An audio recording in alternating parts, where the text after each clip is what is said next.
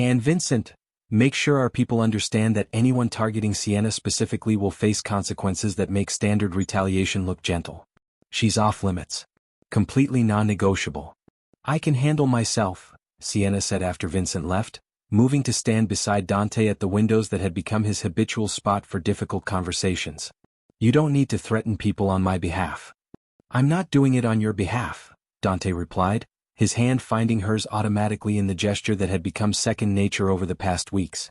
I'm doing it because the idea of someone targeting you specifically makes me want to burn the entire city down. That's probably unhealthy. Definitely tactically unsound. But it's true regardless. Protectively possessive, Sienna observed, leaning against his shoulder despite her training screaming about maintaining professional distance that had long since evaporated. It's kind of sweet in a terrifying mobster kind of way. The iron gates of the Russo estate swung open with mechanical precision as Sienna Blake's motorcycle rumbled up the cobblestone driveway, her helmet reflecting the afternoon sun in sharp glints that made her squint behind the tinted visor as she took in the sprawling Mediterranean villa that rose before her like something transplanted directly from the Italian countryside despite being firmly planted in the hills overlooking Los Angeles. 29 years old with 8 years of elite security experience under her belt, Sienna had protected celebrities, politicians, and tech billionaires with the kind of ruthless competence that made her one of the most sought-after bodyguards in the private security sector, but this assignment, protecting Dante Russo, heir to the Russo crime family and the youngest don in the organization's century-long history, was different in ways that made her grip the handlebars tighter than necessary as she killed the engine and removed her helmet to reveal dark hair pulled back in a severe bun that suggested all business and zero tolerance for complications. The dossier she'd received from her agency had been frustratingly sparse on personal details while being exhaustively thorough about threat assessments. Dante Russo, 34 years old, inherited control of the Russo operations at 28 when his father was killed in a targeted assassination that had never been officially solved despite everyone in the underworld knowing it was orchestrated by the Castellano family as part of a territorial dispute that had since escalated into open warfare. 6 years of leading the organization had transformed him from promising heir into formidable power broker, someone who commanded respect through a combination of strategic brilliance and carefully calibrated violence that made even rival families think twice before moving against him. The threat level was classified as severe and constant.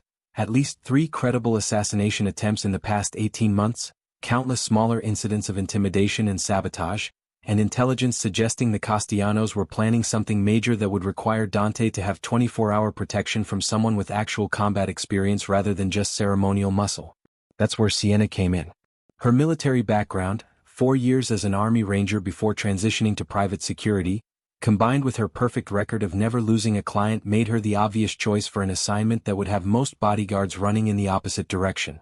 She'd accepted because the money was exceptional, because she never backed down from challenges regardless of how dangerous they appeared, and because, she forced herself to admit during the long motorcycle ride from her apartment to the estate, she was curious about the man whose reputation suggested he was either a monster or a misunderstood heir trying to navigate an impossible legacy, depending on who you asked.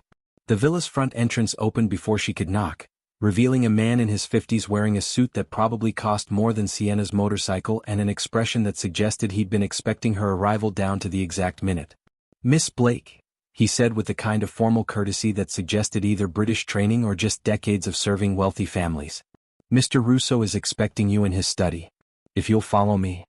Sienna followed through a foyer that featured marble floors and artwork that was either excellent reproduction or terrifyingly expensive originals, down a hallway lined with family portraits that showed generations of Russo men staring out with varying degrees of severity, and finally into a study that looked like it had been designed by someone who thought power should be displayed through understated elegance rather than obvious wealth. Floor-to-ceiling bookshelves filled with actual books rather than just decorative spines, a desk that was antique without being ostentatious, and standing by windows that overlooked manicured gardens. A man who made Sienna's breath catch despite her years of professional training in maintaining emotional distance from clients regardless of how attractive they might be. Dante Russo stood with his back to the door, phone pressed to his ear, speaking in rapid Italian that Sienna understood perfectly despite her file supposedly indicating only basic Spanish language skills. He wore dark slacks and a white shirt with the sleeves rolled up to reveal forearms that suggested he did more than just sit behind desks managing criminal enterprises, and when he turned at their entrance, Sienna found herself staring into eyes that were the color of dark chocolate and held intelligence sharp enough to cut through any pretense or performance she might attempt. "I'll call you back," Dante said into the phone, his voice deep and textured with an accent that suggested Italian heritage refined by American education. He ended the call with deliberate precision and set the phone on his desk before turning his full attention to Sienna in a way that made her suddenly viscerally aware of being evaluated by someone who'd spent years learning to identify threats and deception. "Miss Blake, you're early. I appreciate punctuality, though I'm curious whether it's genuine professionalism or just anxiety about meeting a client whose reputation probably made your agency think twice about accepting this contract." The blunt assessment was clearly designed to unsettle, Sienna recognized, a test to see how she responded to directness that bordered on rudeness. She met his gaze with the steady confidence of someone who'd faced down actual combat situations and wasn't about to be intimidated by words, regardless of how accurately they identified her motivations. "Both, actually," she replied with honesty that was calculated to surprise him. "I'm always early because being late suggests you don't respect other people's time. And yes, your reputation gave me pause. Not because I'm afraid of danger, I wouldn't be in this profession if I was, but because protecting someone who has enemies on multiple fronts requires different strategies than standard celebrity security." Dante's eyebrow rose with what might have been approval. "You're honest? Most people in your position would pretend they weren't intimidated or concerned. They'd perform confidence instead of actually possessing it. Which category do you fall into, Miss Blake? Genuine competence or exceptional performance? Why don't you test me and find out?" Sienna countered, refusing to be drawn into defending her qualifications when her record spoke for itself. "I'm here to keep you alive, Mr. Russo. Whether you believe I'm capable of that is irrelevant to my actual ability to do the job. But if you'd prefer to spend our first meeting engaged in verbal sparring rather than discussing the actual threat assessments and security protocols we'll need to implement, I'm happy to indulge your need to establish dominance through conversation." The silence that followed was heavy with assessment and calculation, and Sienna used the opportunity to do her own evaluation. Dante Russo was taller than his file photos suggested, probably 6'2" or 6'3", with the kind of build that came from actual physical training rather than just genetic lottery. His features were sharp and striking in a way that suggested Mediterranean ancestry, and there was something in the way he held himself, perfectly controlled but with violence carefully leashed, that reminded her of apex predators she'd encountered during wilderness training. This was a man who could be charming when it suited him and absolutely lethal when charm failed, and Sienna felt her professional instincts calibrating to treat him as both client and potential threat in equal measure. "You're either fearless or you're stupid," Dante said finally, but his tone suggested something like amusement rather than offense. "Most people don't speak to me that way. They're too afraid of consequences or too invested in maintaining the pretense of respect even when they don't feel it. You're neither afraid nor pretending. I find that either refreshing or concerning. I haven't decided which yet." "I'm neither fearless nor stupid," Sienna replied. "I'm realistic about the situation. You need protection from people who actually know what they're doing. I need this job because it pays extremely well and will look impressive on my resume if I manage to keep you alive. That creates a business relationship based on mutual benefit rather than fear or false respect. Now, can we discuss the actual security situation, or do you need to test me further before you're satisfied I'm not going to fall apart the first time someone shoots at you?"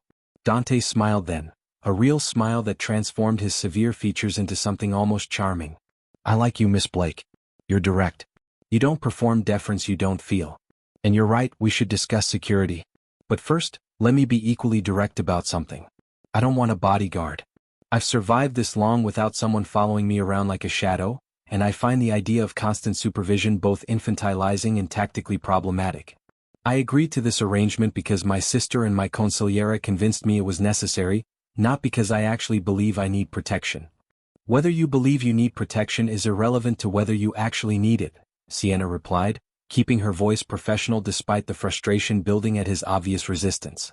"The threat assessment I received indicates at least 3 credible assassination attempts in 18 months, plus ongoing warfare with the Castellano family that shows no signs of resolution. You can dislike having a bodyguard all you want, Mr. Russo, but disliking reality doesn't change it. People are trying to kill you. I'm here to prevent that. How we manage that while respecting your autonomy is a conversation worth having, but pretending you don't need protection is just ego disguised as strategy."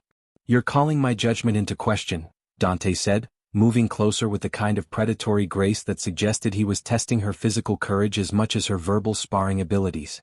That's bold for someone I just met. I'm stating facts, Sienna corrected, holding her ground even as he invaded her personal space in a way that was clearly designed to make her back down or show discomfort. My job is to assess threats and mitigate them. Your job is to run a criminal organization. Those roles sometimes conflict, and when they do, my assessment of physical danger takes precedence over your assessment of tactical advantage. If you can't accept that basic hierarchy of expertise, then this arrangement won't work regardless of how much you're paying my agency. They stood close enough now that Sienna could see the flecks of gold in his dark eyes, could smell his cologne, something expensive and masculine that probably cost more than her monthly rent. Her training screamed at her to establish physical distance, to maintain the professional boundaries that were crucial for effective protection work, but moving away would suggest weakness or discomfort she absolutely couldn't afford to display. So she held her ground and met his gaze with the steady confidence of someone who'd been in considerably more dangerous situations than standing too close to an attractive client. "You're not afraid of me," Dante observed, and something in his voice suggested genuine surprise. "Everyone's afraid of me. Either they know what I'm capable of and fear the consequences of disappointing me, or they don't know and fear the reputation that precedes me.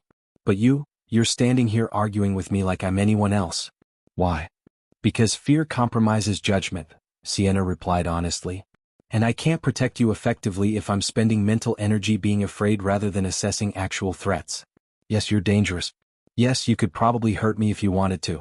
But you hired me specifically because I'm good at what I do, which means hurting me would be counterproductive to your survival. Therefore, fear is illogical. I operate based on logic and training, not emotional responses to intimidation." Dante stepped back then, creating the physical distance that Sienna's professionalism required, and she felt relief and something else. Disappointment, maybe, or just awareness that the brief proximity had affected her in ways that were absolutely inappropriate given their relationship. "You're former military," he said, not quite a question. "I can see it in the way you hold yourself." "Army?" "Rangers. 4 years active duty, 2 deployments, honorable discharge when I decided private sector paid better and involved less bureaucracy." Sienna provided the information because it was already in the file he'd presumably read, but also because establishing her credentials might make him take the threat assessment more seriously. "And in those 4 years, did you kill anyone?" The question was blunt enough to be rude, but Sienna answered with the same directness he'd displayed. "Yes. 3 confirmed, possibly more in situations where individual attribution was unclear. I'm not proud of it and I don't enjoy violence, but I'm capable of it when necessary. Which is relevant to this assignment because protecting you will almost certainly require me to hurt people who are trying to hurt you. If you're uncomfortable with that reality, we should end this arrangement now before we waste each other's time." "I'm not uncomfortable with violence," Dante assured her with a smile that held no warmth. "I'm the son of a Mafia don who was murdered by rivals. I've been navigating violence since before I could legally drink. What makes me uncomfortable is depending on someone else for my survival. I've spent 6 years building an organization where I control every variable, where I'm never vulnerable because vulnerability is weakness and weakness gets you killed. And now you're asking me to trust a stranger with my life. Forgive me if that requires some adjustment." The admission was unexpectedly honest, and Sienna felt her professional assessment of him shift slightly. This wasn't just ego or masculine pride. This was genuine trauma response from someone who'd lost his father to assassination and had spent years building walls specifically to prevent similar vulnerability. Understanding that didn't change her job requirements, but it did help her strategize how to approach the inevitable conflicts between his need for control and her need to actually protect him effectively. "I'm not asking you to be vulnerable," Sienna said carefully. "I'm asking you to accept that having skilled protection makes you less vulnerable than trying to manage threats alone. Think of me as tactical advantage rather than weakness. I'm not here to coddle you or limit your autonomy. I'm here to identify threats you might miss because you're focused on running an empire, and eliminate those threats before they become fatal problems. That's not dependence. That's smart resource allocation." Dante was quiet for a long moment, studying her with that too-sharp gaze that made her feel simultaneously visible and evaluated. Finally, he gestured toward the chairs arranged near his desk. "Sit. Let's discuss what this arrangement actually looks like in practical terms. I have meetings, obligations, appearances that can't be canceled or modified just because someone might take a shot at me. How do we balance necessary protection with the reality of my responsibilities?" They spent the next 2 hours going over schedules and protocols with the kind of detailed discussion that suggested Dante actually was taking the threat seriously despite his earlier resistance. He explained the rhythm of his days: morning meetings at the estate with various captains and lieutenants, afternoons often spent at legitimate businesses that served as fronts for money laundering operations, evenings that might involve anything from family dinners to negotiations with other families to appearances at clubs and restaurants he owned throughout the city. He was honest about the danger levels of various activities, acknowledging which situations put him at highest risk and which were relatively secure. Sienna took notes and asked questions that demonstrated her tactical thinking: escape routes from various locations, which of his people could be trusted versus which should be considered potential security risks, how much advance notice she'd have for schedule changes. They discussed weapons protocols. Dante was always armed, she discovered, with at least one handgun and usually a backup knife, but he acknowledged that her military training probably exceeded his in terms of tactical firearms use. They negotiated boundaries around his personal life, with Sienna making clear that protecting him meant being present even during private moments unless he was in a genuinely secure location, and Dante reluctantly accepting that privacy was a luxury he couldn't quite afford given the current threat level. "I have one non-negotiable boundary," Dante said as their discussion wound down. "My sister Julia, she's off limits for your protection services. She has her own security team, and I don't want you dividing your attention between multiple family members. Your job is keeping me alive. That's the only priority that matters." "Understood," Sienna agreed, though she made a mental note to review Julia's security arrangements anyway because protecting the client sometimes meant protecting the people the client cared about, whether he acknowledged that strategic reality or not. As the sun set beyond the windows, painting the study in shades of amber and rose, Dante's phone rang with a particular tone that suggested urgent business. He answered with his usual efficiency, listened for 30 seconds, and his expression shifted into something cold and dangerous that made Sienna's professional instincts immediately activate. "When?" Dante asked, his voice dropping to deadly quiet. "How many? And where is he now?" The conversation continued in rapid Italian that Sienna followed perfectly, and she learned that one of Dante's warehouses had been hit, not robbed, but set on fire with 2 guards dead and 1 missing, presumed taken by whoever had orchestrated the attack. This was the Castellanos, had to be, another escalation in the war that had been building for months. "I need to go," Dante said, ending the call and standing with the kind of controlled violence that suggested imminent retaliation. "There's been an attack. 2 of my people are dead. I need to coordinate response." "Then I'm coming with you," Sienna replied, standing before she'd consciously decided to move. "That's the entire point of having a bodyguard, Mr. Russo. You don't get to run into danger alone anymore." "This isn't your world," Dante said, but there was less conviction in his voice than there had been earlier. "This is Mafia business. Violence. Retaliation. Things your military background didn't prepare you for." "My military background prepared me for considerably worse than gang warfare," Sienna countered. "And regardless of whether I'm prepared, I'm contractually obligated to protect you. That means wherever you go, I go. Period. We can argue about it and waste time, or you can accept reality and let's move." For a moment she thought he'd refuse, thought he'd try to physically prevent her from following despite knowing she was almost certainly capable of keeping pace with him regardless. Instead, he studied her with that evaluating gaze and finally nodded once, sharp and decisive. "Fine. But stay behind me. Don't engage unless absolutely necessary. And Miss Blake, if shooting starts, your priority is getting yourself out safely. I can handle myself. I won't have your death on my conscience because you were trying to protect me from consequences I've been managing for years." "That's not how protection works," Sienna replied, checking the weapon holstered at her hip with automatic efficiency. "My death is my risk to take. Your death is what I'm hired to prevent. Those priorities are non-negotiable."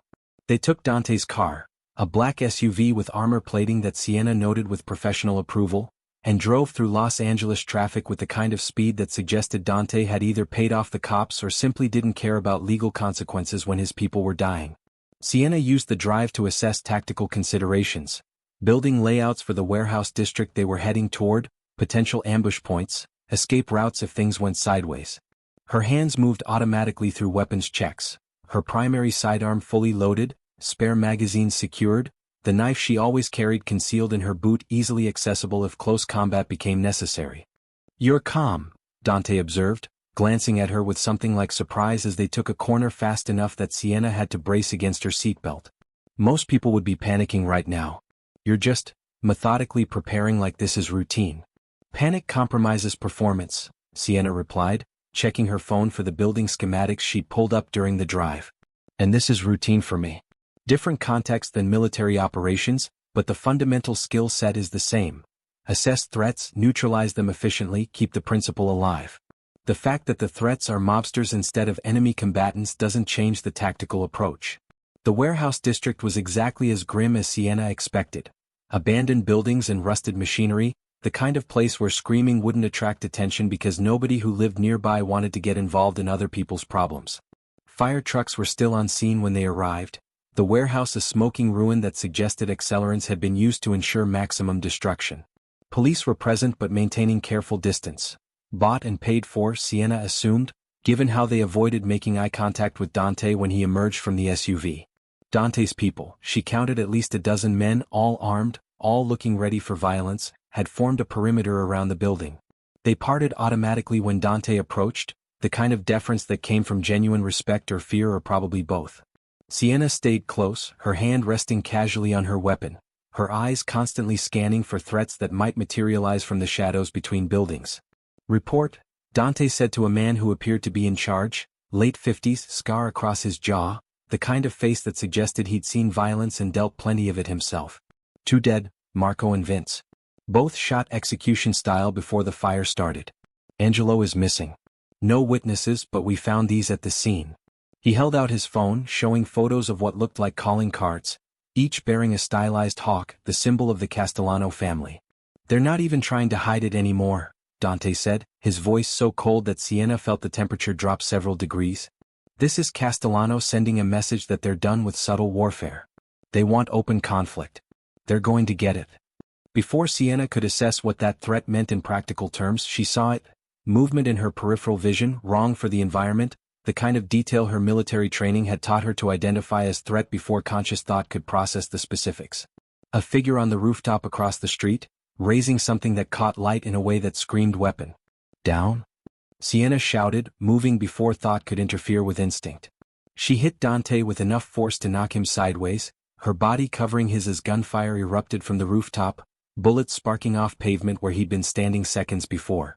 Return fire came from Dante's guards almost immediately, the warehouse district transforming into a war zone as multiple shooters opened up from positions that suggested careful planning rather than opportunistic attack. Sienna kept herself between Dante and the rooftop shooter, her weapon drawn and returning fire with the kind of practiced efficiency that came from actual combat experience rather than just range training. She got 3 rounds off before Dante's guards neutralized the threat, the shooter falling from his perch with the kind of finality that suggested he wouldn't be answering questions about who'd hired him. Are you hit? Sienna demanded, her hands already checking Dante for injuries even though logically she knew the armor plating on the SUV meant any shots that had reached them hadn't penetrated. Dante, are you hurt? I'm fine, he replied, but his eyes were locked on hers with intensity that had nothing to do with the adrenaline of survived assassination attempt and everything to do with how she'd just used his first name without thinking, how her hands were still on him checking for wounds, how she'd thrown herself over him without hesitation or apparent concern for her own safety. You used my first name. You almost died, Sienna replied, pulling back and trying to regain the professional distance that had evaporated the moment shooting started. Names seemed less important than making sure you didn't have holes in you. You covered me, Dante said, still staring at her like she'd done something inexplicable rather than just performing the basic function of her job. You put yourself between me and the shooter. You could have been killed. That's the job, Sienna replied, standing and helping him to his feet despite his obvious capability to stand on his own. We should get you out of here. If there's one shooter, there might be more. This entire scene could be an ambush designed to draw you out. But Dante didn't move toward the SUV. Instead, his hand came up to cup her face in a gesture that was far too intimate for their professional relationship, his thumb brushing across her cheekbone in a touch that sent unwanted electricity through her nervous system. Thank you, he said quietly, and the sincerity in his voice was more devastating than any overt flirtation could have been. For taking that risk. For caring whether I survived despite barely knowing me.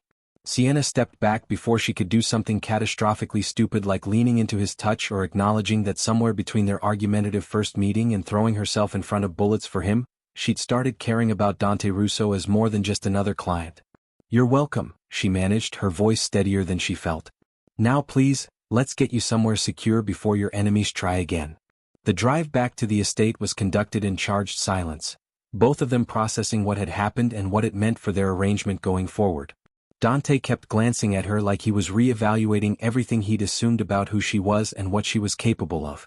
Sienna kept her eyes on the road and the mirrors, watching for tales or threats, using professional focus to avoid thinking about how Dante's hand on her face had felt or how her body had responded to proximity she absolutely could not afford to want.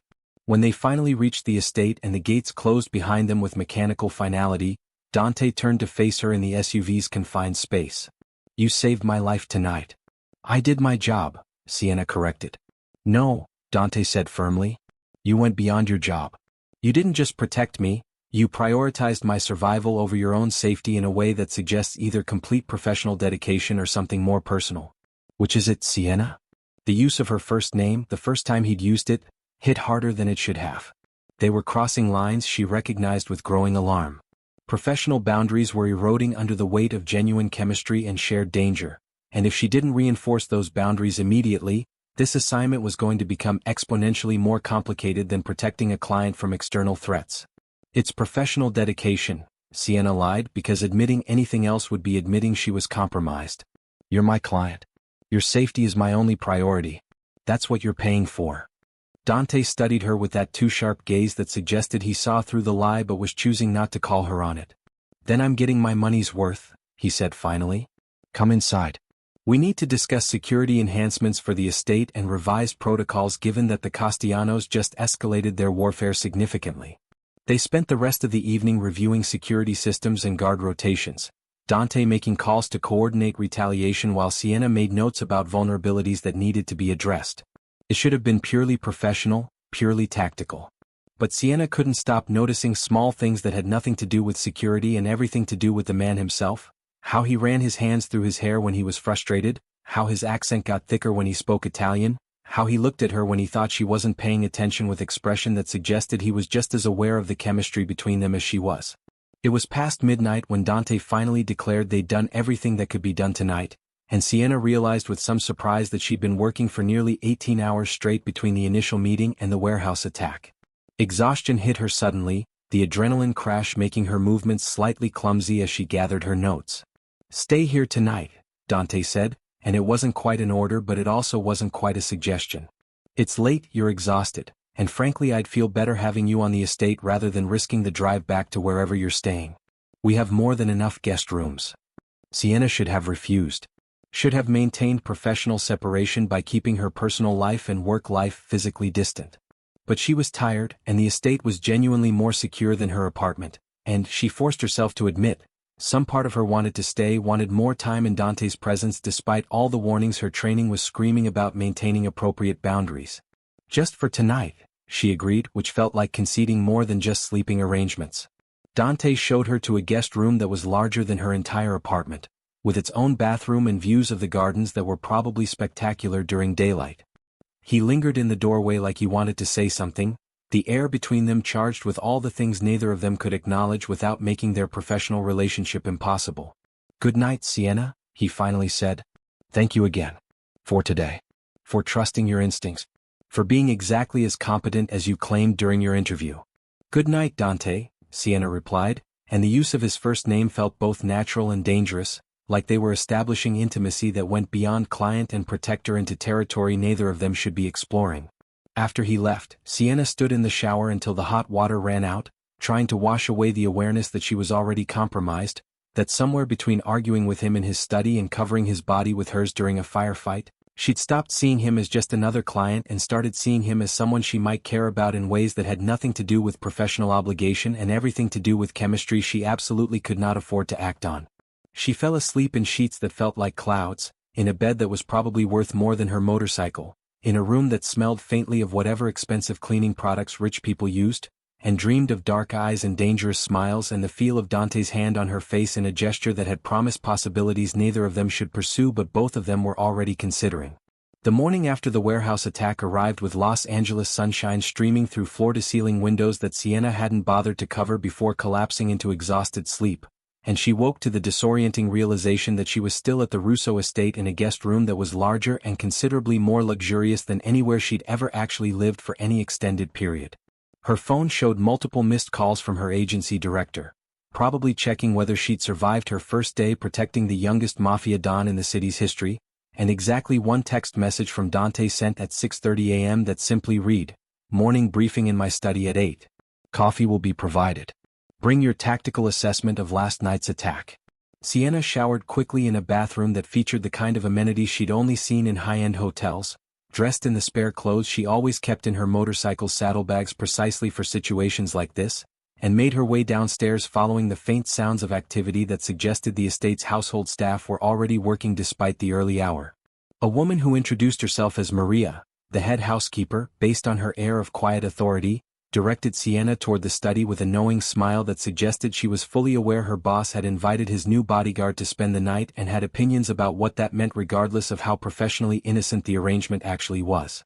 Dante was already in his study when Sienna arrived, standing by those massive windows that overlooked the gardens with a phone pressed to his ear and an expression suggesting whatever conversation he was having involved threats or violence or probably both. He gestured for her to enter and help herself to the coffee service that had indeed been provided. Expensive espresso machine, fresh pastries, the kind of breakfast spread that suggested Italian hospitality mixed with obscene wealth. "I don't care what excuses Castellano's consigliere is offering," Dante said into the phone, his voice cold enough to freeze nitrogen. "2 of my men are dead, 1 is missing, and they left their calling card at the scene. This wasn't some rogue element acting without authorization. This was deliberate escalation. You tell Castellano that if Angelo isn't returned alive within 24 hours, I'm going to assume he's dead and respond accordingly." And, accordingly, in this context means the kind of retaliation that makes the last 6 months of warfare look like friendly negotiation. He ended the call with barely controlled fury, set his phone down with deliberate precision, and finally turned to face Sienna with expression that shifted from Mafia Don to something slightly more human when he registered her presence. "Good morning. You slept well, I hope? The guest rooms are comfortable?" "More comfortable than I'm used to," Sienna admitted, accepting the espresso cup he handed her with the kind of automatic courtesy that suggested he was accustomed to serving guests despite having staff who could do it for him. "Thank you for letting me stay. Though I should probably go back to my apartment today to get actual changes of clothes and handle some personal business I've been neglecting." "About that," Dante said, moving to lean against his desk in a posture that was somehow both casual and intense. "I'd prefer you moved into the estate full-time for the duration of this contract. I know that's asking more than standard bodyguard arrangements typically require, but given last night's attack and the likelihood of further escalation, having you on-site 24/7 makes more tactical sense than you commuting back and forth." Sienna's immediate instinct was to refuse because living with a client crossed professional boundaries that existed specifically to prevent the kind of complications she was already struggling to manage. But the tactical logic was sound. Response time would be considerably better if she was already on the estate rather than having to drive from her apartment whenever threats materialized. And the estate's security was genuinely superior to her own apartment building, which featured exactly 0 armed guards and security systems that were more suggestion than actual deterrent. "On one condition," Sienna finally said, because agreeing without negotiation suggested weakness or eagerness she couldn't afford to display. "I maintain my own space. Not a guest room where I'm sleeping in someone else's decorating choices. An actual separate living area where I can have privacy and don't feel like I'm constantly on stage performing the role of dutiful employee. If you want me here full-time, I need actual living quarters, not just temporary accommodations." "Done," Dante agreed immediately, which suggested he'd anticipated resistance and was prepared to accommodate it. "There's a guest house on the property, fully furnished, separate entrance, complete privacy. It's currently being used for storage, but I'll have it cleared and ready for you by this evening. Will that work?" "That works," Sienna confirmed, ignoring the small voice in her head that screamed she was making a mistake by agreeing to essentially move in with a client she was already far too attracted to for professional comfort. They spent the next hour reviewing the tactical assessment of the previous night's attack, with Sienna walking Dante through exactly what she'd observed and what it suggested about the Castellanos' operational planning. The attack had been coordinated, multiple shooters in positions that indicated prior reconnaissance, timing that suggested inside information about when Dante would arrive at the warehouse, execution that demonstrated professional training rather than just gang violence. This wasn't random escalation. This was deliberate strategy designed to either kill Dante or force him into making mistakes born of anger and the desire for immediate retaliation. "They're baiting you," Sienna concluded, spreading building schematics across Dante's desk and marking the shooter positions she'd identified. "They want you reactive rather than strategic. They want you so focused on immediate revenge that you miss whatever larger operation they're actually planning. The warehouse attack, Angelo's kidnapping. These are provocations designed to make you do something stupid that creates an opening they can exploit." "So your professional recommendation is that I don't retaliate?" Dante asked, and his tone suggested genuine curiosity rather than offense at having his instincts questioned. "My professional recommendation is that you retaliate strategically rather than emotionally," Sienna clarified. "They're expecting massive, immediate response. A hit on one of their properties, maybe targeting Castellano's family members or key lieutenants. What they're not expecting is patience combined with precision. Let them think you're planning something big while actually gathering intelligence about their operations. Find their vulnerabilities, financial, operational, personal, and strike where they're genuinely weak rather than where they're expecting attack and have already fortified." Dante was quiet for a long moment, studying the schematics with the kind of focused intensity that suggested he was re-evaluating his entire approach to the current warfare. "That's good tactical thinking," he finally said, looking up at her with expression that held both respect and something warmer that Sienna tried very hard not to notice. "Most of my people would have counseled immediate, overwhelming force. You're suggesting we play the long game instead. Be patient when they're expecting rage." "Exactly," Sienna confirmed. "Rage is predictable. Patience is terrifying because it suggests control they can't manipulate. Besides," she pointed to the financial documents she'd requested be pulled overnight, "your legitimate businesses give you resources they don't have. You can pressure them through legal channels, through financial markets, through a dozen different vectors that don't involve direct violence but are just as damaging to their operations. Why give them the gangland war they're prepared for when you can dismantle them through mechanisms they haven't considered?" "You sound like my consigliere," Dante said with something like amusement. "Always advocating for the clever solution rather than the violent one. Though I suspect your motivations are different from his. He wants to avoid bloodshed because it's messy and attracts attention. You want to avoid bloodshed because—" He paused, studying her face. "Because you've seen enough of it that you know violence should be last resort rather than first response." The observation was uncomfortably accurate, and Sienna felt exposed in ways she didn't appreciate despite understanding that Dante's ability to read people was probably what kept him alive in a world where trust was currency and betrayal was fatal. "I've killed people," she said bluntly, because pretending otherwise would be dishonest. "In combat, following orders, with what I believed at the time were justifiable reasons.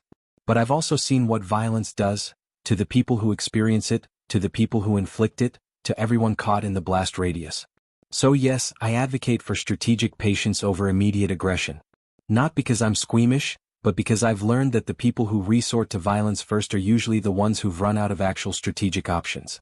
Dante moved closer, invading her personal space in the way he seemed to default to whenever conversations became intense, and Sienna forced herself not to step back because retreating would suggest weakness or discomfort she couldn't afford to display. "You're right," he said quietly. "About violence being last resort. About patience being more terrifying than rage. About all of it.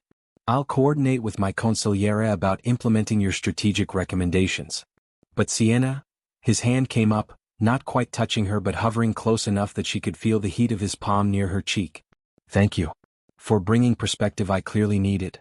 For being someone who challenges my assumptions instead of just executing whatever orders I give.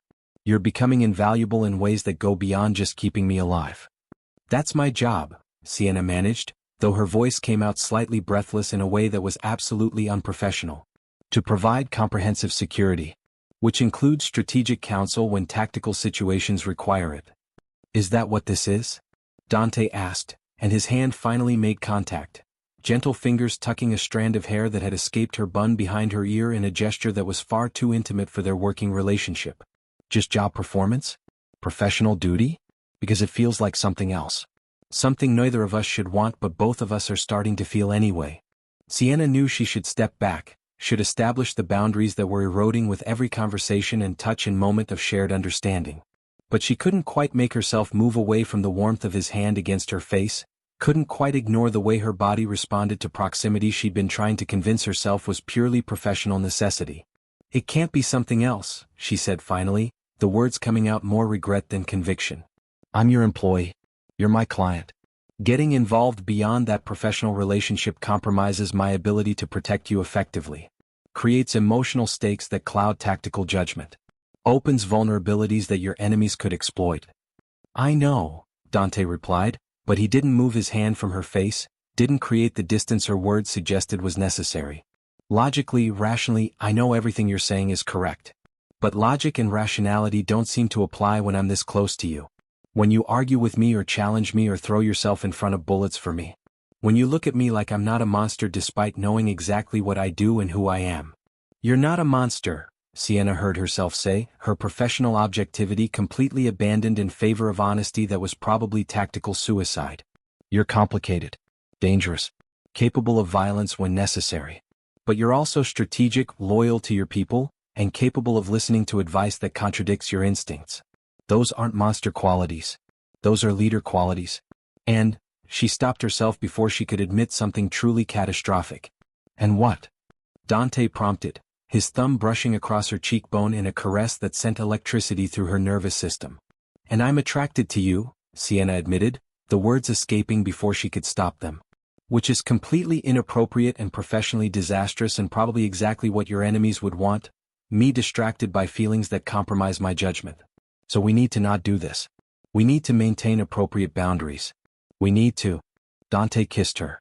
It wasn't aggressive or demanding, instead it was surprisingly gentle, questioning rather than assuming, giving her every opportunity to pull away or reject the contact. But Sienna didn't pull away. Instead, she found herself leaning into the kiss despite every warning her training screamed about maintaining professional distance. Her hands coming up to grip his shirt as his arms wrapped around her waist in an embrace that felt both protective and possessive. The kiss deepened, grew more urgent, 6 weeks of building tension and denied attraction finally finding physical expression. Dante's hands moved from her waist into her hair, destroying the severe bun she'd carefully constructed and sending dark strands cascading around her shoulders. Sienna's fingers found the buttons of his shirt, desperate to feel skin rather than fabric, her tactical mind completely overwhelmed by desire she'd been suppressing since their first meeting. They broke apart finally, both breathing hard, staring at each other with expressions that combined want and fear and recognition that they just crossed a line that couldn't be uncrossed. Dante's hands remained in her hair, his forehead resting against hers, his breath warm against her lips. That was a mistake, Sienna whispered, though she made no move to extract herself from his embrace. Probably, Dante agreed. But I can't bring myself to regret it. And I don't think you can either, despite all your very rational arguments about professional boundaries. We can't do this again, Sienna said with more conviction than she felt. One mistake is survivable. Repeated mistakes become patterns. Patterns become vulnerabilities. Your enemies are looking for exactly this kind of weakness, emotional attachment that makes you predictable or compromises my ability to keep you safe. Then we'll be careful, Dante replied, finally releasing her and creating the physical distance her words demanded even though his expression suggested he wanted to do the opposite. We'll maintain professional boundaries in public. We'll focus on the tactical situation and the Castellano threat. We'll pretend that kiss didn't happen and that we both don't want it to happen again. Right? Sienna agreed, trying to reassemble her composure and her destroyed bun simultaneously. Professional boundaries. Tactical focus. No more? She gestured vaguely at the space between them. Whatever that was. Whatever that was, Dante echoed with a smile that suggested he knew perfectly well they were both lying about their ability to maintain the distance they'd just agreed was necessary. The rest of that day was spent coordinating security enhancements and reviewing intelligence about the Castellanos' operations, both of them maintaining careful physical distance while their eyes kept finding each other across rooms in ways that suggested the kiss had changed everything despite their mutual agreement to pretend otherwise. Sienna moved her essential belongings into the guest house that had been cleared and furnished with surprising speed, creating a private space that was both refuge and constant reminder that she'd agreed to live on the estate despite knowing proximity would make resisting attraction exponentially more difficult. The next 3 days established new patterns that were simultaneously more professional and more charged with unacknowledged tension. Sienna accompanied Dante to meetings at his various legitimate businesses, standing slightly behind him in a position that allowed her to scan for threats while appearing decorative to people who didn't understand what actual protection looked like. They coordinated responses to the Castellano situation with his consigliere and key lieutenants, Sienna's tactical input increasingly valued despite initial resistance from men who didn't like taking strategic advice from women or outsiders. And through it all, they maintained the fiction that nothing had changed between them beyond professional respect, even as touches became more frequent. Hands brushing when passing documents, his fingers steadying her elbow when navigating crowds, her palm resting briefly on his chest when she needed his attention during threat assessments. Each touch was technically justifiable, professionally appropriate, and absolutely loaded with awareness neither of them acknowledged aloud. It couldn't last. Sienna knew it couldn't last. The tension was building towards something that would either force them to actually maintain boundaries or cross them so thoroughly that professional objectivity would become impossible. She just didn't expect the catalyst to arrive in the form of another assassination attempt that would push them past the point of pretense into territory neither of them had quite intended to enter. The attack came on the fourth night after the kiss, during a dinner meeting with potential investors that was supposed to be secure because it was being held at one of Dante's own restaurants with his own security covering all entrances. Sienna had cleared the location personally, verified guard positions, ensured sight lines were covered and escape routes were accessible. She'd done everything right, followed every protocol, anticipated every standard threat vector. What she hadn't anticipated was that one of the servers had been bought by the Castellanos and was willing to attempt murder in the middle of a crowded restaurant for whatever they'd paid him. It happened fast, the server approaching their table with what should have been dessert, his hand moving wrong as he pulled something from beneath the serving tray, Sienna's instinct screaming threat half a second before her conscious mind processed what was happening. She moved before thought could interfere, throwing herself between Dante and the server, her body covering his as gunfire erupted and chaos descended on the previously elegant space. The first shot missed, grazing Sienna's shoulder instead of hitting Dante's center mass, burning pain that she registered but immediately suppressed because pain was information rather than incapacity. She returned fire with the kind of practiced efficiency that came from actual combat experience, her shots precise despite awkward angle and the distraction of Dante's body beneath hers. The server went down, his weapon clattering across expensive tile, and Sienna's training immediately assessed for additional threats while her tactical mind was already processing exit strategies. "Are you hit?" Dante demanded, his hands on her checking for injuries with the same frantic concern she'd shown him at the warehouse. "Sienna, talk to me, are you hurt?" "Shoulder," Sienna managed, trying to stand despite the pain making her movements slightly clumsy. "Through and through, I think. Not serious.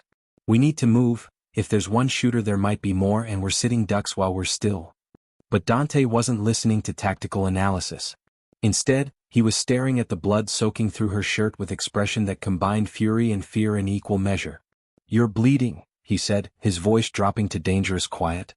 "You're shot. You took a bullet meant for me. Again." "It's my job," Sienna replied, but she was leaning against the table now because apparently blood loss and adrenaline crash were making standing upright more difficult than it should be. "Protecting you. Taking hits when necessary. Standard bodyguard responsibilities." "No," Dante said firmly, and then he was lifting her despite her protests, carrying her toward the exit with the kind of careful strength that suggested he was very aware of her injury and was actively trying not to aggravate it. "Taking bullets isn't standard anything.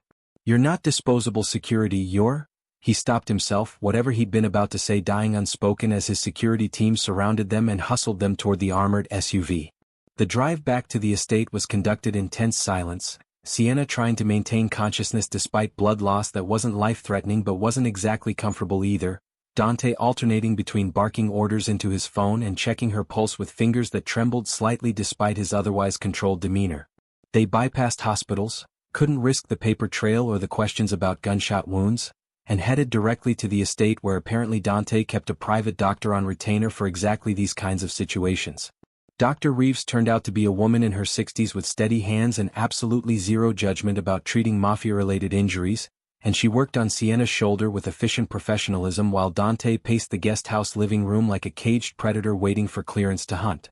The bullet had indeed gone through clean, painful but not permanently damaging assuming Sienna followed proper recovery protocols and didn't do anything stupid like trying to work while injured.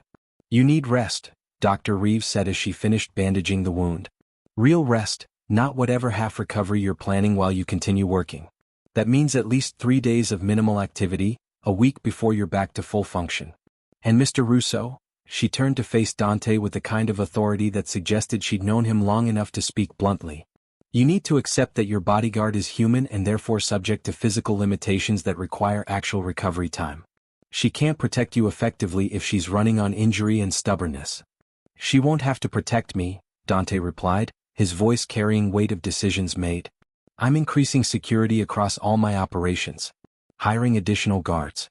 Implementing the strategic changes Sienna recommended about going after the Castellanos through non-violent channels.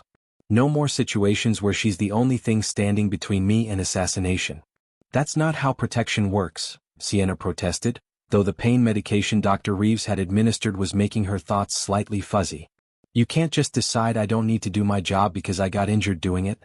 That sets a precedent that puts you at risk. I don't care about precedent, Dante interrupted, moving to sit beside her on the couch with careful attention to her injured shoulder. I care about you not dying because you're protecting me. I care about not watching you bleed because my enemies are targeting me. I care about, again that truncated sentence, that admission he couldn't quite make.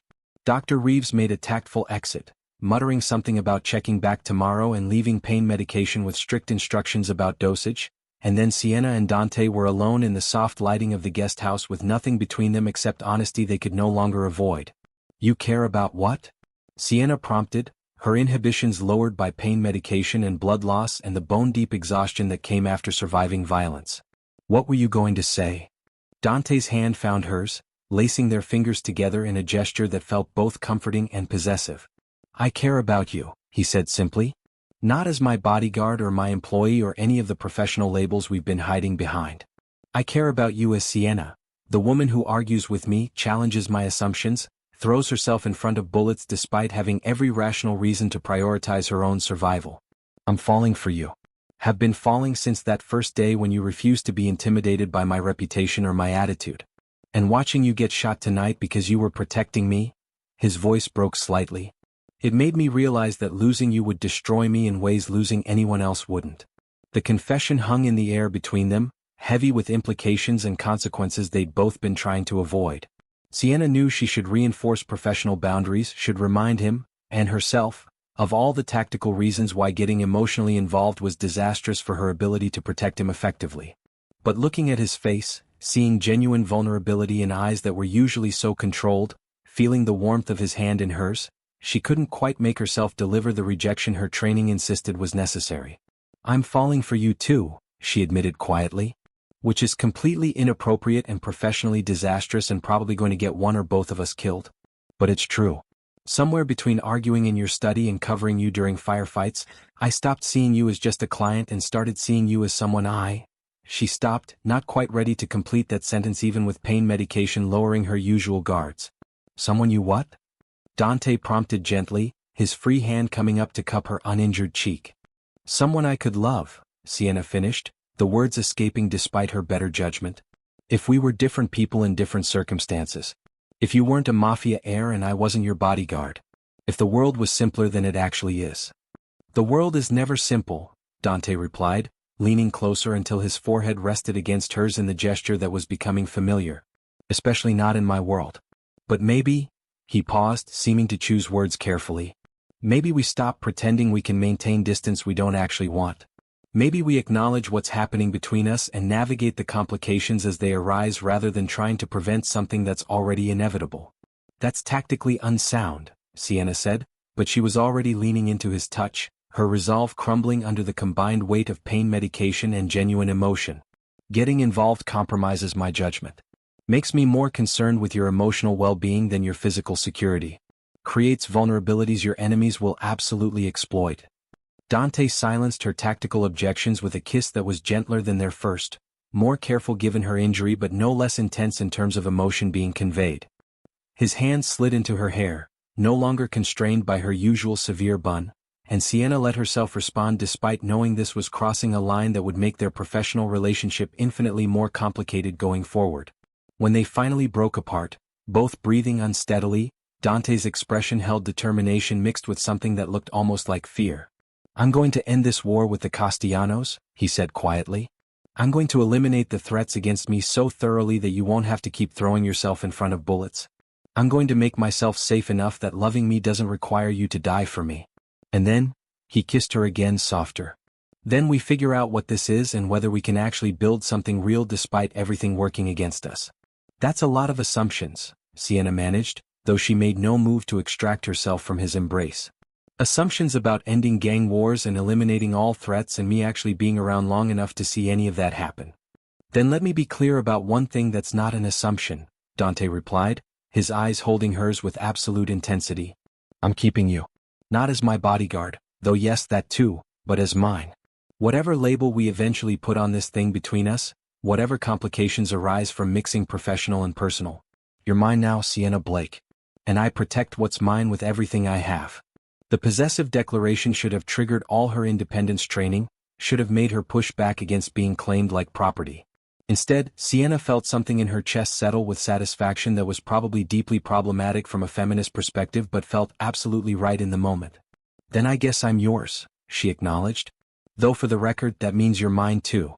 Equal ownership. Partnership rather than possession. Deal, Dante agreed, and his smile was the first genuinely unguarded expression she'd seen from him, joy and relief and hope all tangled together in a way that made him look younger and somehow more dangerous simultaneously because this was what he was like when he actually cared, when something mattered beyond tactical advantage. He stayed with her through the night, not in a sexual capacity given her injury, but just present, sitting beside the couch where the pain medication had finally convinced Sienna that sleeping was acceptable, his hand holding hers while he worked on his laptop coordinating the strategic initiatives she'd recommended for dealing with the Castellanos. She drifted in and out of medicated sleep, always aware of his presence even when unconscious, finding comfort in proximity that went beyond physical protection into emotional territory she'd spent years avoiding specifically because it made loss unbearable. But looking at Dante's face in the soft light of early morning, seeing how he'd stayed despite having a dozen other obligations he could have prioritized, Sienna accepted what she'd been denying. She was in love with him. Completely, catastrophically in love with a man whose world was defined by violence and whose survival depended on decisions that would probably horrify her if she let herself think too carefully about the ethics involved. She'd crossed every professional boundary she'd sworn to maintain. She'd compromised her tactical objectivity by caring more about him than about the job. She'd made herself vulnerable in ways that her enemies, and his, would absolutely exploit given the opportunity. And somehow, lying there with his hand in hers and dawn breaking outside the windows, Sienna couldn't quite bring herself to regret any of it.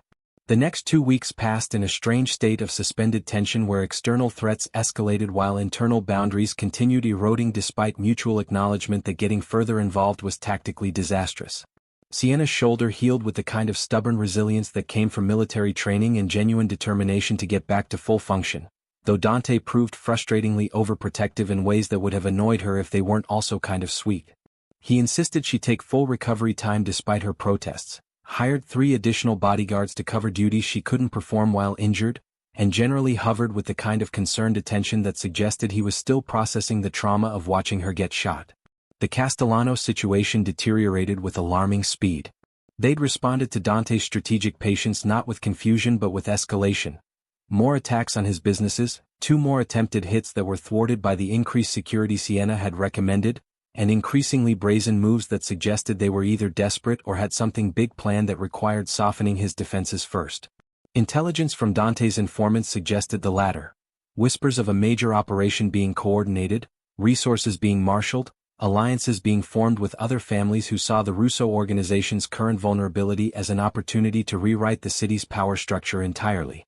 They're planning a coup, Dante's consigliere, a man named Vincent who'd known Dante since childhood, explained during a late-night strategy session in Dante's study. Not just taking out you specifically but dismantling the entire organization. They've been courting the Moretti family, the Chin Syndicate, probably others we haven't identified yet. They're building a coalition specifically designed to overwhelm our defenses through sheer numerical superiority. So we accelerate our own timeline, Dante replied, his fingers drumming against his desk in the pattern Sienna had learned meant he was calculating variables and running strategic scenarios. We hit them financially before they can coordinate militarily. Sienna's recommendations about targeting their money laundering operations. We implement those immediately, maximum aggression, no holding back. That will trigger retaliation, Vincent warned. They'll have to respond, probably with violence given how public the financial attacks will be. Let them respond, Dante said coldly. We'll be ready. And Vincent, Make sure our people understand that anyone targeting Sienna specifically will face consequences that make standard retaliation look gentle. She's off limits. Completely non-negotiable. The declaration should have made Sienna protest that she didn't need special protection, that being singled out made her more of a target rather than less. But looking at Dante's expression, absolute and unyielding, she recognized that this wasn't about tactics. This was about emotions he couldn't quite contain, about his pathological need to protect the people he cared about even when that protection was strategically questionable. "I can handle myself," Sienna said after Vincent left, moving to stand beside Dante at the windows that had become his habitual spot for difficult conversations. "You don't need to threaten people on my behalf." "I'm not doing it on your behalf," Dante replied, his hand finding hers automatically in the gesture that had become second nature over the past weeks. "I'm doing it because the idea of someone targeting you specifically makes me want to burn the entire city down. That's probably unhealthy. Definitely tactically unsound. But it's true regardless." "Protectively possessive," Sienna observed, leaning against his shoulder despite her training screaming about maintaining professional distance that had long since evaporated. "It's kind of sweet in a terrifying mobster kind of way." "I'm trying to decide if you're mocking me or flirting," Dante said, turning to face her fully, his free hand coming up to trace the line of her jaw in the touch that never failed to send electricity through her nervous system. "Both," Sienna admitted. "I contain multitudes of contradictory responses to you being simultaneously romantic and threatening. It's confusing and probably says terrible things about my taste in men." "Your taste in men involves exactly one man who happens to be a Mafia heir with control issues and a tendency toward violence," Dante replied, his voice dropping lower in the way that always made her breath catch. "I'd say your taste is either terrible or excellent depending on your metrics for evaluation." "Still deciding," Sienna managed, though she was already leaning closer, already anticipating the kiss that seemed inevitable whenever they were alone together for more than 5 minutes. The kiss when it came was familiar now. Weeks of practice had taught them each other's rhythms, what touches provoked what responses, how to navigate the careful balance between passion and the reality that Sienna's shoulder was still healing and certain movements remained inadvisable. Dante's hands moved into her hair, no longer styled in severe professional buns, she'd given up that pretense entirely, while Sienna's fingers found the buttons of his shirt with the kind of automatic muscle memory that suggested they'd done this enough times that her body knew the routine even when her brain was too occupied to direct movement consciously. They'd been carefully not taking things beyond kissing and increasingly intimate touching, both of them aware that crossing into actual sex would represent a point of no return that would make maintaining any professional boundaries completely impossible. But the tension was building toward something that felt inevitable despite all the rational arguments for restraint, and Sienna could feel her resistance eroding under the weight of genuine emotion and undeniable chemistry every time Dante touched her like she was precious and dangerous simultaneously. "We should stop," Dante murmured against her lips, though his hands remained firmly in her hair and his body pressed close enough that Sienna could feel every line of muscle beneath expensive fabric. "Before this goes further than we've agreed is tactically wise." "We should," Sienna agreed, but she was already pulling him closer, already ignoring the small voice in her head that insisted maintaining professional objectivity required not sleeping with the client regardless of how much she wanted to. "But I'm tired of being tactical. Tired of pretending I don't want more than just kissing. Tired of letting fear of complications prevent me from actually having something good for once." Dante pulled back enough to meet her eyes, his expression serious despite the obvious desire evident in every tense line of his body. "If we do this, if we actually cross this line, there's no going back to professional distance. You understand that? This changes everything between us, makes us vulnerable in ways we've been trying to avoid." "I understand," Sienna replied, her hands still working at the buttons of his shirt with determination that suggested decision made. "And I'm choosing this anyway. Choosing you. Choosing us. Whatever complications arise, we deal with them. Together." The word seemed to break whatever remaining restraint Dante had been maintaining, and suddenly they were moving. Sienna found herself being lifted with the same careful strength he'd displayed after she'd been shot, carried toward the bedroom of her guest house with Dante's mouth never leaving hers, both of them done with pretending distance was possible or desirable. What happened next was inevitable and perfect and would have been absolutely catastrophic from a professional ethics standpoint if Sienna had retained any capacity to care about professional ethics while Dante was systematically destroying every piece of emotional armor she'd ever constructed. He was surprisingly gentle given his reputation and occupation, his touches reverent in ways that suggested he was just as affected by this as she was, just as aware they were crossing a boundary that would fundamentally change their relationship regardless of how the external situation resolved. Afterward, lying tangled together in sheets that were considerably more expensive than anything Sienna had ever personally owned, with dawn starting to paint the sky beyond the windows in shades of rose and gold, they faced the reality of what they'd just done with the kind of honest acknowledgement that had characterized their entire relationship. That was, Sienna started, not entirely sure how to complete the sentence. Life-altering, Dante finished, his fingers tracing idle patterns on her hip in the touch that was both possessive and gentle. Completely tactically unsound. Probably going to make everything more complicated. And absolutely worth every complication. I was going to say, amazing, Sienna replied with a laugh that felt lighter than anything she'd experienced in months. But life-altering works too. And yes, worth it. Even knowing we've just made ourselves more vulnerable to exactly the kind of exploitation we've been trying to avoid. Then we make sure our enemies never get the chance to exploit it, Dante said with the kind of absolute certainty that suggested he genuinely believed he could protect what they'd built through sheer force of will and strategic planning. We end the Castellano threat completely. Eliminate every variable that makes you a target because of me. Make ourselves so secure that loving each other becomes tactical advantage rather than vulnerability. That's ambitious, Sienna observed, though she was already planning how to implement the security enhancements that would be necessary to even attempt what Dante was suggesting. Ending gang wars isn't exactly simple even with excellent strategic thinking. No, Dante agreed. But I'm motivated in ways I've never been before. Because now it's not just about surviving or maintaining power or any of the usual metrics I've used to evaluate decisions. Now it's about keeping you safe. About building a future where you don't have to keep throwing yourself in front of bullets. About creating something that's actually worth all the violence and complications. Before Sienna could respond to that declaration, before she could figure out what to say to someone declaring they'd remake their entire world for her, Dante's phone rang with the specific tone he'd designated for absolute emergencies. He answered with visible reluctance, listened for 30 seconds, and his entire body went rigid in a way that made Sienna immediately start calculating threat responses before she'd even heard what the problem was. When? Dante asked, his voice dropping to dangerous quiet. How many? And where is she now? The conversation continued in rapid Italian that Sienna followed perfectly, and her stomach dropped as she understood what had happened. Giulia, Dante's sister, the one family member he'd explicitly declared off-limits for protection services, had been taken. Grabbed from her apartment by what witnesses described as a professional team, vanished into the kind of vehicles that suggested careful planning rather than opportunistic kidnapping. They have Giulia, Dante said unnecessarily after ending the call, already moving to dress with the kind of controlled urgency that suggested he was running tactical calculations even while panic threatened to overwhelm his usual composure. The Castellanos. This is their major operation. They're using her as bait to draw me out, create an opening for assassination while I'm focused on rescue. Then we don't fall for it, Sienna replied, already pulling on her own clothes despite her shoulder protesting the rapid movement. We coordinate with your people, we plan extraction carefully, we don't rush into obvious ambush just because they're counting on emotional response overriding tactical thinking. She's my sister, Dante said, and his voice cracked slightly on the words in a way that revealed vulnerability he usually kept carefully hidden. I can't treat this like any other tactical problem. If something happens to her because I prioritize strategy over immediate action.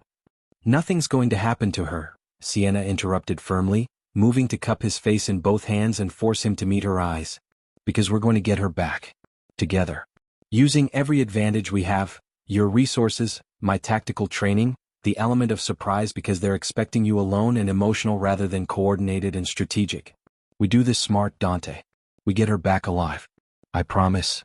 The promise was probably tactically unsound. Never promise outcomes in hostage situations because variables were too numerous to guarantee anything. But looking at Dante's face, seeing genuine fear beneath his usual control, Sienna couldn't bring herself to offer careful equivocation instead of the absolute assurance he needed in this moment. They coordinated with Vincent and Dante's security team with the kind of rapid efficiency that came from working together for weeks and developing genuine trust in each other's capabilities. Intelligence suggested Giulia was being held at an abandoned factory on the waterfront, classic mob location choice, probably deliberate homage to every gangster movie ever made, definitely chosen specifically because it offered multiple ambush points and limited cover for anyone attempting rescue. It's a trap, Sienna said, reviewing building schematics on her tablet while they drove toward the location in an armored convoy that included enough firepower to start a small war. They're counting on you coming in the front with overwhelming force, probably have the entire ground floor rigged for exactly that approach. We need to think laterally, find the access point they're not expecting, the vulnerability in their plan they haven't accounted for. The roof, Dante said immediately, his tactical mind overriding emotional panic now that he had something concrete to focus on. Old factory buildings like this, they have maintenance access for the HVAC systems. Probably rusted and forgotten, exactly the kind of entry point professional kidnappers wouldn't bother securing because nobody uses them. Exactly, Sienna confirmed, already coordinating with the team about equipment they'd need for roof access. You send the majority of your people in the obvious entrance. Make noise, draw attention, be the expected frontal assault. Meanwhile, small team, you, me, maybe 2 others, we go in through the roof, locate Julia, extract her while they're focused on the ground floor. By the time they realize we flanked them, we're already gone. The plan was solid, Sienna knew, good tactical thinking that capitalized on enemy expectations while exploiting vulnerabilities they wouldn't anticipate.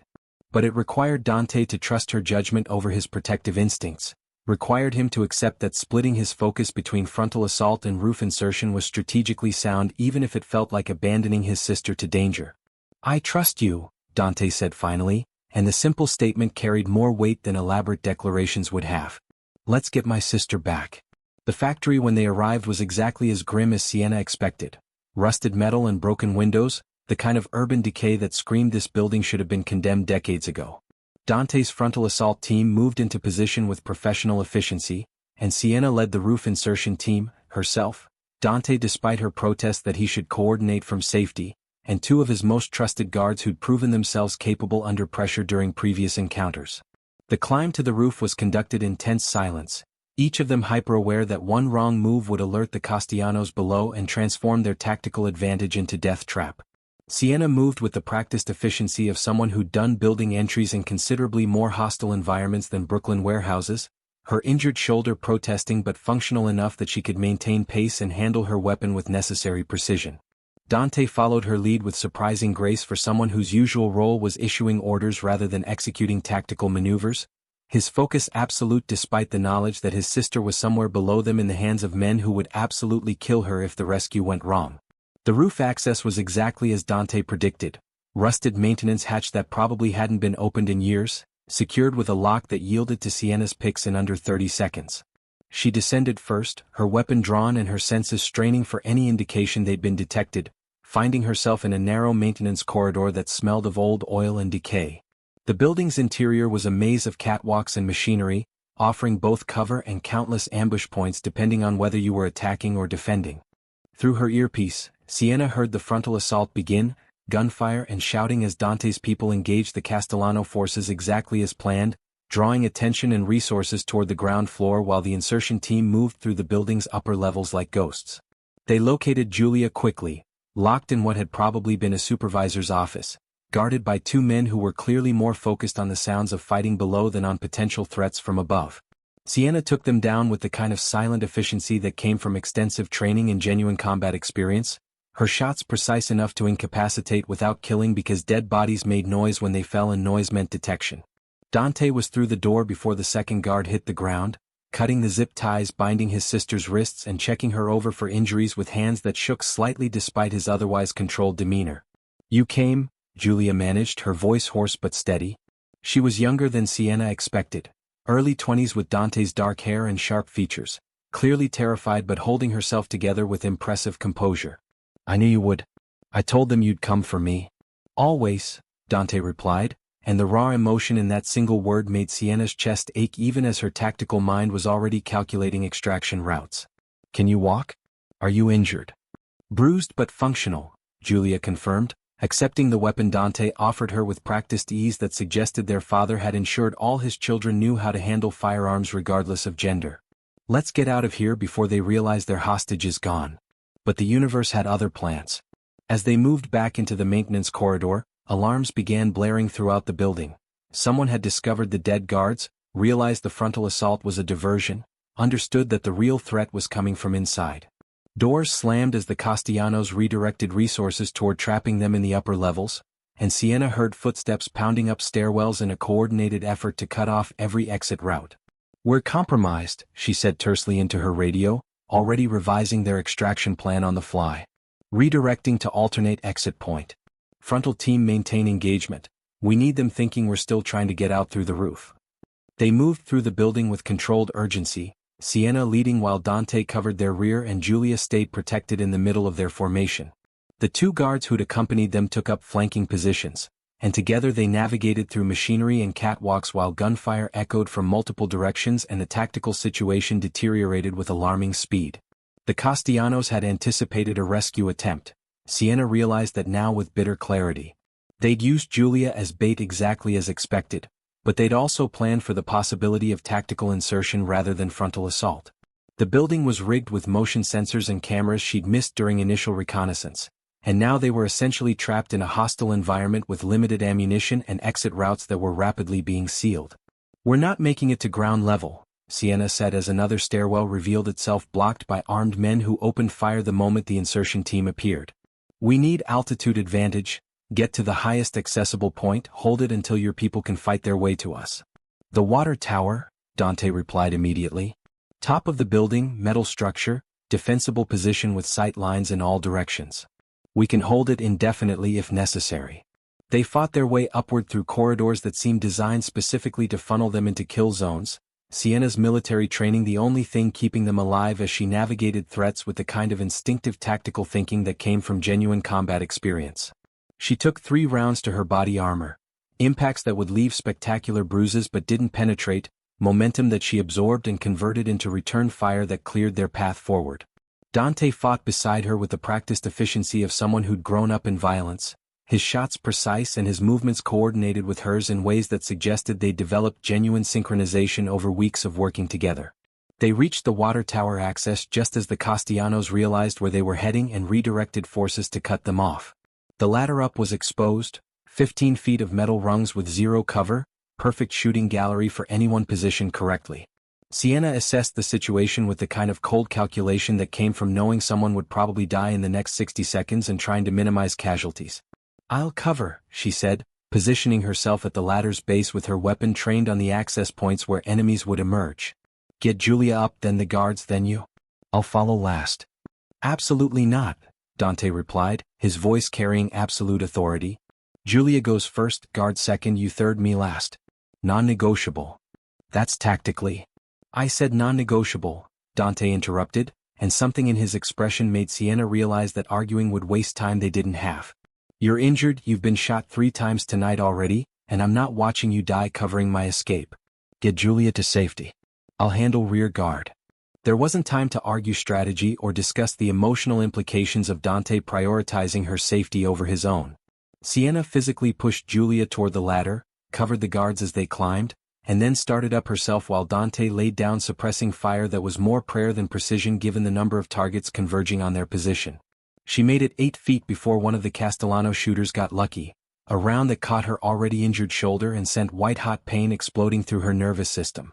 Sienna's grip faltered, her body starting to fall backward toward the concrete below, and she had exactly enough time to think that this was a stupid way to die before Dante's arm wrapped around her waist and hauled her against his body with enough force to steal her breath. "I've got you," he said fiercely, one arm around her waist while his other hand maintained their grip on the ladder. "Hold on to me. Don't let go."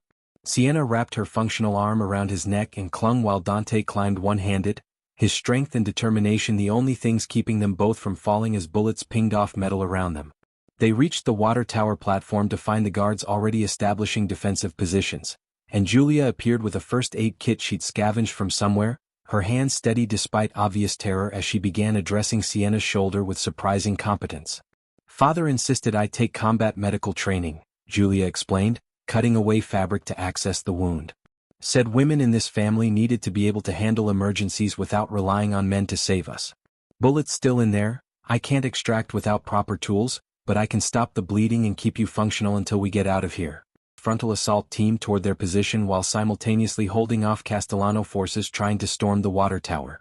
Sienna fought through blood loss and pain that medications couldn't quite suppress, her shots still precise even when her vision grayed at the edges, because stopping meant dying and she wasn't ready to die when she'd finally found something, Someone worth living for.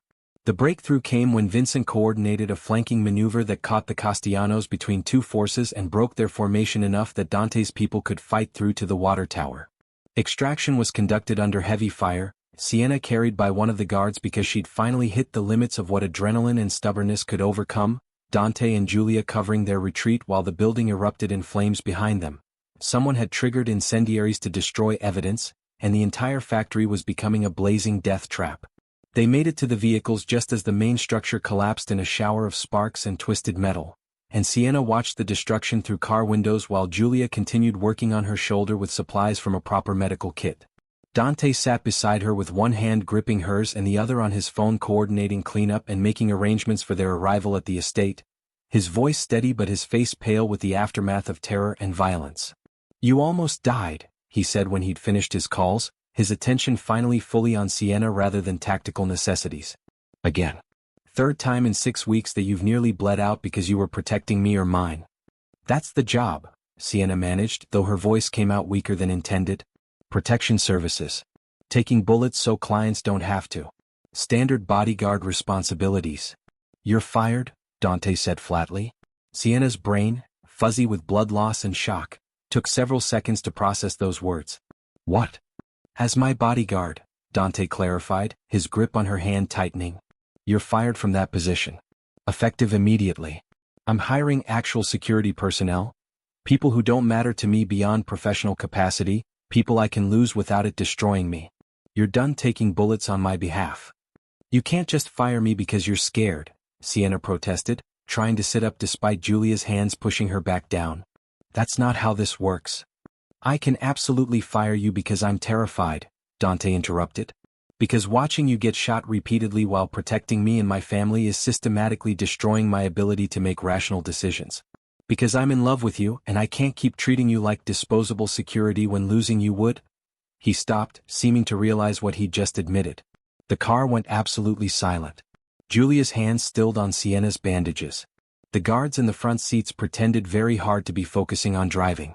And Sienna stared at Dante with wide eyes, trying to process whether she'd just hallucinated that declaration or if he'd actually said what her blood-loss-addled brain thought he'd said. "You're in love with me?" she finally managed.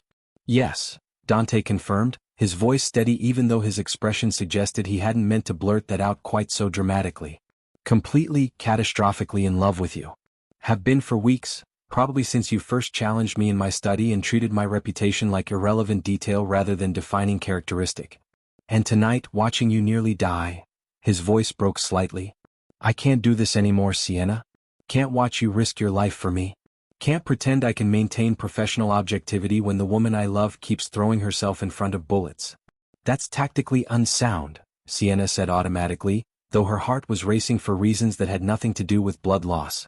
"Firing your bodyguard because you caught feelings is exactly the kind of emotional decision that gets people killed." "Then I'll hire 20 bodyguards," Dante replied. 40. "However many it takes to keep me safe without requiring you to die for me. Because I'd rather risk my own life than watch you sacrifice yours." "That's not tactical. That's not strategic. That's just truth." Sienna knew she should argue, should point out all the ways this declaration complicated everything, should maintain some shred of professional objectivity. Instead, she heard herself say, "I love you too," which is completely inappropriate and professionally disastrous and definitely going to get one or both of us killed eventually. But it's true. The smile that transformed Dante's face made him look years younger, made the violence and danger of the past hours fade into background noise. "Then we figure it out," he said, leaning forward to kiss her gently despite the guards and his sister and the tactical situation that remained unresolved. "Together. We end the Castellano threat permanently. We build security infrastructure that doesn't require you to be the last line of defense. We create a life where loving each other is tactical advantage rather than vulnerability." "That's ambitious," Sienna managed, though she was already planning how to implement the security enhancements that would make what Dante was suggesting even remotely possible. "I'm motivated," Dante replied, and his hand moved to cup her face with a gentleness that contradicted everything dangerous about him. "Because now it's not about power or territory or any of the usual metrics. Now it's about keeping you alive. About building something actually worth all the violence and complications." Julia cleared her throat diplomatically. "For what it's worth, I approve. You're good for him. And, She glanced at Sienna with respect that felt earned. "Thank you for coming to get me. For risking your life to save mine." "That's what family does," Sienna said, and only realized the implications of that statement after the words had already escaped. But looking at Dante's expression, joy and relief and hope all tangled together, she couldn't bring herself to take it back. Because somehow, in the chaos of bullets and bloodshed and tactical impossibilities, she'd found something she'd stopped believing existed. A family worth fighting for, a love worth the complications, a future worth all the violence required to reach it. They made it back to the estate as dawn painted the sky in shades of rose and gold, and Dr. Reeves met them with a kind of resigned exasperation that suggested she was getting extremely tired of treating gunshot wounds in the middle of the night. She extracted the bullet from Sienna's shoulder with professional efficiency while Dante held her hand and murmured reassurances in Italian, and Julia hovered nearby looking pale but determined in ways that suggested she'd inherited her brother's stubborn refusal to show weakness. "You need actual rest," Dr. Reeves said firmly after finishing bandages. "And Mr. Russo," she turned to face Dante with the authority of someone who'd known him since childhood. "You need to accept that your girlfriend cannot continue being shot repeatedly. This is her third significant injury in 6 weeks. Either improve your security situation or accept that you'll eventually run out of girlfriend." "Working on it," Dante replied, though his attention never left Sienna's face. "Comprehensive security overhaul. Hiring professional bodyguards. Eliminating threats before they require her to take bullets. All of it." "See that you do," Dr. Reeves said skeptically, then gathered her supplies and left with instructions about medication and recovery that Sienna was absolutely going to ignore because she didn't have time to convalesce when there was still a gang war to end. But that was a problem for tomorrow. Tonight, this morning, she was exhausted and injured and overwhelmingly relieved that they'd all survived, and when Dante carried her to bed despite her protest that she could walk, she didn't have the energy to maintain her usual independence. "Stay with me," she said as he started to leave, her voice rough with fatigue and emotion. "Just stay. Please." Dante returned immediately, climbing into bed beside her with careful attention to her injured shoulder, wrapping his arms around her in an embrace that felt both protective and vulnerable. "Always," he promised. "For as long as you'll have me, Sienna. I'm yours." "Forever then," Sienna replied, already drifting towards sleep despite the pain and adrenaline crash. "Because I'm keeping you, Dante Russo. You're stuck with me." "Best fate I could imagine," Dante murmured, and Sienna felt him press a kiss to her hair as consciousness finally fled entirely. She dreamed of fire and bullets and the sound of Dante's voice saying he loved her, and when she woke hours later to find him still there, still holding her, still watching her sleep like he was afraid she'd vanish if he looked away, Sienna understood with perfect clarity that they'd crossed a boundary that could never be uncrossed. They were in love. Completely, catastrophically in love despite every tactical reason it was disastrous.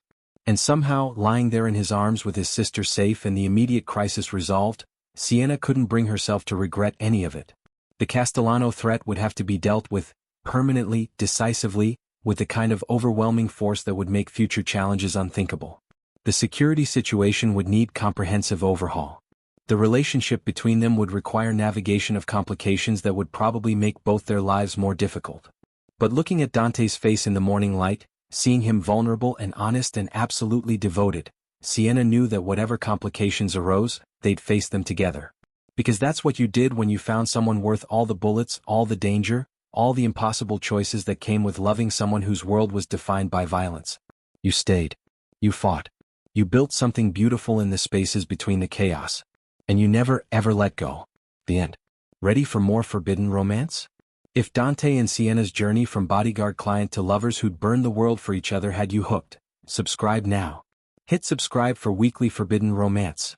Like if that roof rescue scene had you breathless. Comment. When did you know they were endgame? Notifications on. Don't miss our next dangerous love story. Share with romance lovers who crave protective heroes.